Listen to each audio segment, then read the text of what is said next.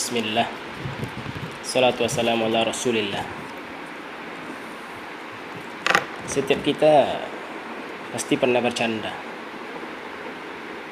Namun ada sebagian orang yang mereka bercanda dengan diiringi dengan kebohongan. Tentu ini adalah suatu hal yang terlarang, suatu hal yang tidak diperbolehkan dalam agama Islam. Ketika kita bercanda namun diiringi dengan kebohongan, tentu nantinya akan menimbulkan dosa. Yang ada hanya kemaksiatan yang akan terlahir nantinya.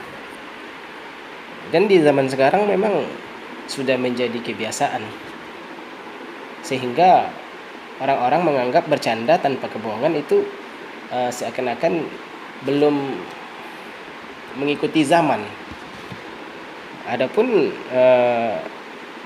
ketika kita mengikuti tren, tentu yang ada hanya mengikuti hawa nafsu, yang ketika itu kita lupa bahwa kita telah berbuat dosa kepada Allah Azza wa Jalla.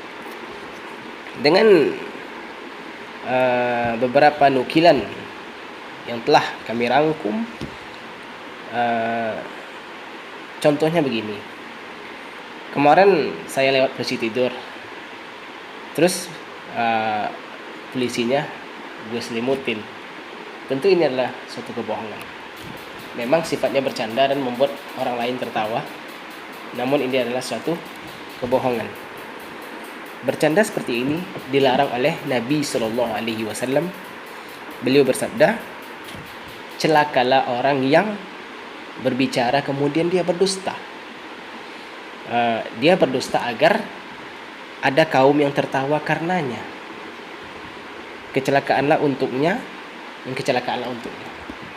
Rasulullah Sallallahu Alaihi Wasallam mengatakan kecelakaan 3 kali.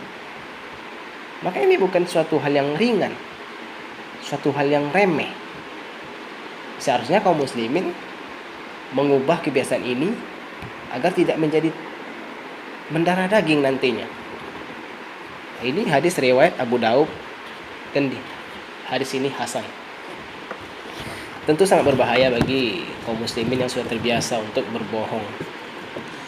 Dan dalam hadis lain, Nabi Shallallahu Alaihi Wasallam menjamin rumah di surga bagi mereka yang berkata dusta walaupun dalam hal bercanda. Beliau bersabda, saya memberikan jaminan rumah di pinggiran surga bagi orang yang meninggalkan perdebatan walaupun dia dalam keadaan benar. Dan saya memberikan jaminan rumah di tengah surga bagi orang yang meninggalkan kedustaan walaupun dia bercanda. Dan saya memberikan jaminan rumah di surga yang tertinggi bagi orang yang membaguskan akhlaknya. Hadis riwayat Abu Daud, dan hadis ini sahih. Tentu dengan hadis ini kita harus mengubah kebiasaan kita yang bercanda dalam kebohongan, bercanda di atas maksiat. Syekhul Islam Ibnu Taimiyah rahimahullah menjelaskan bahwa berbohong dalam bercanda dapat menimbulkan permusuhan atau salah faham di antara manusia. Syarat ini dalam rangka untuk menuntut jalan ke arah yang lebih buruk,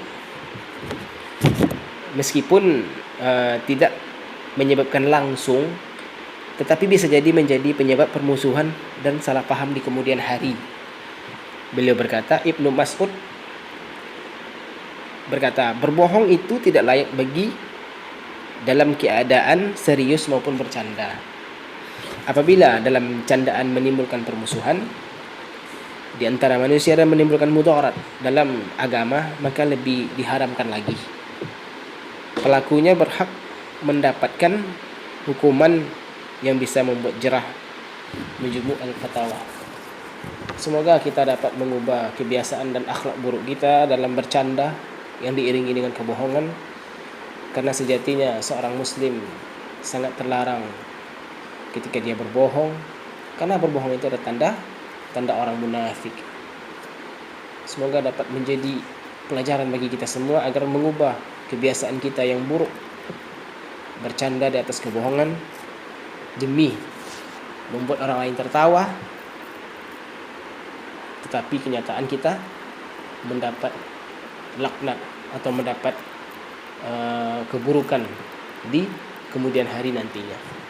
Dan orang-orang seperti ini sangat dibenci oleh Rasulullah SAW. Maka kita harus mengubah kebiasaan lama, kebiasaan kita yang suka berbohong di atas bercanda di atas kebohongan. Barakallahu fiikum.